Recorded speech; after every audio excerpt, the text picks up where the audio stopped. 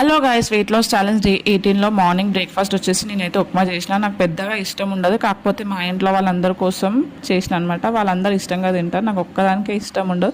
కాకపోతే ఇంకా వాళ్ళందరి కోసం నేనైతే కాంప్రమైజ్ అయ్యి ఈ ఒక్కరోజు అయితే తింటాను అనమాట. ఇంకా ఎప్పుడో ఒక్కసారి కదా తింటే ఏమవుతుందిలే అన్నట్టు ఇంకా చేస్తున్నాను అనమాట. ఇంకా నాకు ఓన్లీ ఉప్మా రవ్వ అయితే తినబుద్ధి కాదు, ఇంకా అట్లా అని నేను దానికి కాంబినేషన్ పల్లి చట్నీ అయితే చేసిన అనమాట. మా ఇంట్లో వాళ్ళందరూ పల్లి చట్నీతోనే ఇష్టపడతారు.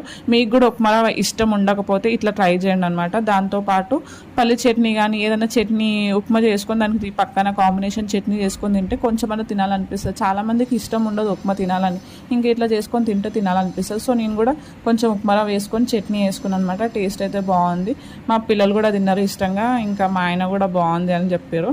ఇంకా అప్పుడప్పుడు ఇష్టం లేనివి కూడా హెల్త్కి మంచిదే కదా, తొందరగా డైజెషన్ అవుతుంది కదా అన్నట్టు ఇంకా ఇష్టమైతే చేసుకుంటున్నాను అనమాట. Thank you for watching. Bye bye.